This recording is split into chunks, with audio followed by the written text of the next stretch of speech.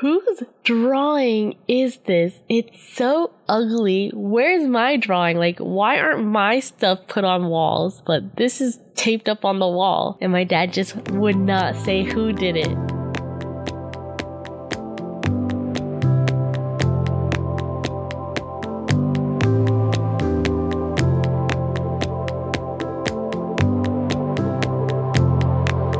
Hey guys, it's Janet. Welcome to Ricebowl Reflections. Today it's just me because Jennifer had some last minute plans with her boyfriend, and none of my siblings voluntarily asked if they wanted to do this podcast. So I figure we can talk about growing up in the 90s. Picture this: bowl haircut, pogs and or marbles in your pocket, maybe a yo-yo that you can will walk the dog in, and the sweet sound of dial-up internet. Yep, those early 90s. Also, I'm kind of sick, so I'm sorry. I'll try and cut out anything weird like sneezing or coughing or whatever. Also, last week's episode, sorry, my breathing is all in there. I'm just I was messing around with a different mic, so it was just different. Anyways, so how many of you guys woke up in the morning early on Saturday, promptly at 7 o'clock for some odd reason? It's like, why would you want your kids out of bed at 7 in the morning? I don't know. But if you have Saturday morning cartoons, we were up. So every Saturday, we'd get up at 7 and wait for our dad impatiently to leave, because he didn't want us awake that early for some reason, but we really wanted to watch our Saturday morning cartoon. So we'd have to wait for him to leave, and he would have this whole routine that we would have to just sit there behind our closed doors waiting for him to go through. He would wake up, make his coffee, or start his coffee, go back inside his room, brush his teeth and shower or something, come back outside, and then make his coffee, the whole Vietnamese coffee with the condensed milk and everything, and he would just slowly just sip it. So at 7:30 he would leave. We would just rush outside. Whoever got to the TV remote first got to control the TV and which shows we were watching, because back then it was a combination between like Warner Brothers, Fox, and sometimes like Nickelodeon. We would also have to be like really careful, right? Our mom would sleep in, so it didn't really matter, but sometimes our dad would come back because he left something at home, and someone would be on the lookout, or like we would try and listen for it in case he did come home. And if he came back home early, we would turn off the TV, run back into our room, slam the door shut, and just pretend we were still asleep until he grabbed his stuff and left. And then we would run the heck back outside to go turn on the TV and watch our show again. But it was usually like a combination of different shows we watched. I think Rugrats maybe a little bit, Static Shock. I like to watch X-Men and Spider-Man.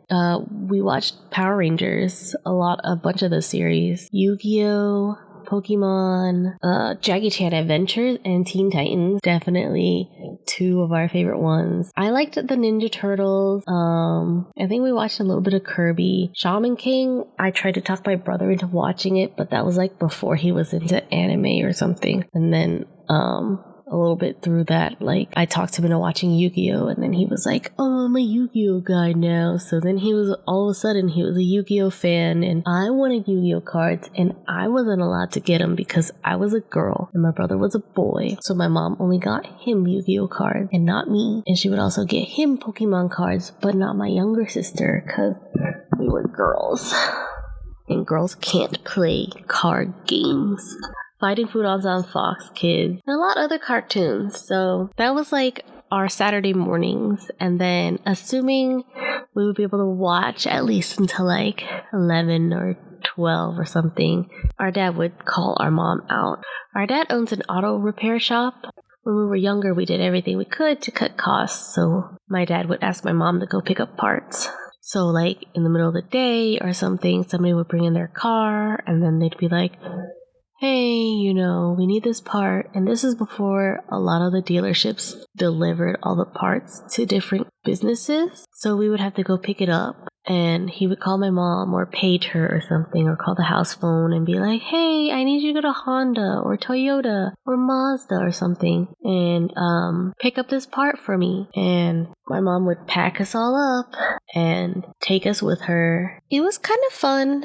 Sometimes, like, we were young, and so it was like just a bunch of little ducklings following my mom around. And the dealerships would just be so kind to us. They had free donuts for everyone, but we were able to get free donuts. We got balloons because we were there like every week. So it was like, oh, hey, it's my birthday. Can I get a balloon? And they'd give us like one of their giant balloons they have outside, or any of the balloons they had inside or something like that. And it was nice. I think they used to be so generous and so kind. They had cookies, donuts, muffins, whatever. My mom would be like, you guys go get donuts, because she was too, I don't know if she was like ashamed, but she just didn't want to go get any herself. So she made us get it for her. And so I would always get my mom sugar raised because she loved sugar raised donuts. And then for myself, it was always a chocolate glazed donut bars. And if they didn't have the donut bars, it would just be the round chocolate glazed donut. And this isn't like the Krispy Kreme icing ones that are like super sweet, but like more like a fake chocolate,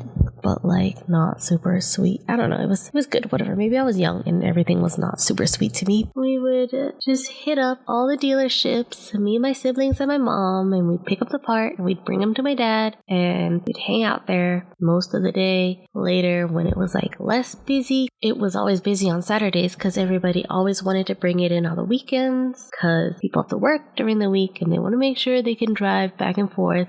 My dad used to be really nice. Like, we would shuttle people to and from their house to like our workplace if it wasn't too busy, or if we had someone to spare, or if my mom was there, he would have her drop them off. But yeah, that was our Saturdays. How about you guys? How was your Saturdays? Were you able to sleep in? Did you watch cartoons? Did you have to run errands with your mom like we did? Now, summers. I don't think I ever had any summers off except when I got into high school. For our school district, they had like a summer school program, which was more closer to like a summer camp. We would learn like random stuff. There'd be like an art one or science, or I don't know, it might be a math one. But I remember one summer I had an art class, and I think my younger sister was in there. There was another summer that I remember I had like a science one where I learned about space, and that's where I learned all the planets and how to remember all their names and how to spell them. Those were the two classes I remember the most. The science one, because I remembered all the planets, and then the art one was because my younger sister was in there with me, but also like we went to this art summer course thingy class. It was like a bunch of weeks, and we did like a bunch of different art projects. And the whole time, I think the teacher just thought my younger sister was cuter. I don't know. Maybe she got great art talent. But the whole time was this teacher would keep praising my younger sister for her art stuff and not me. And it made me feel very uncomfortable because I was supposed to be the artsy one in the family, and the teacher only recognized her. And it was kind of annoying. Granted, like, it was just a teacher, whatever, but it was so annoying for me. I think my pride was just kind of like, what the flip, man? I'm the artist here. Like, I mean, like, okay, another time, we're in elementary school, and there's a yearbook every year in the school, and a student can draw a picture and submit it. They like put it on the back cover of the yearbook. I drew this falcon thing that was like supposed to be the school like mascot. Jennifer traces this eagle off an advertisement. Granted, it looks so much better, and mine is just this crappy like falcon that I freaking drew off the top of my head, and it just looked kind of like a falcon to me, okay? But oh my gosh, hers gets picked over mine because hers looks so much better because she traced it.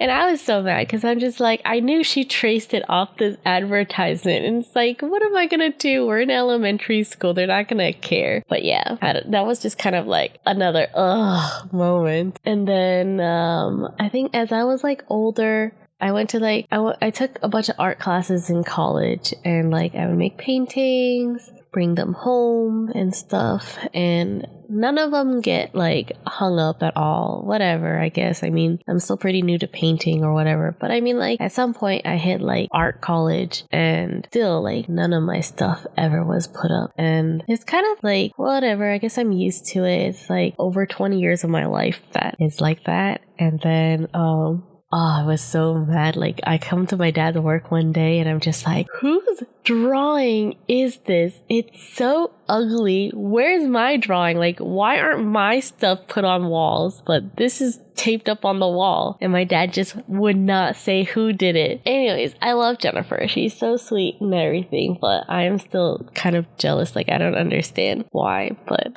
Jennifer, I love you. I'm sorry. This is just a rant about you at this point.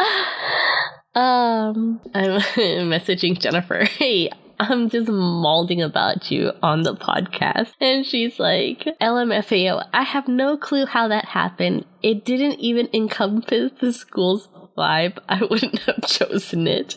She just submitted it to show me up, guys. She wasn't even trying.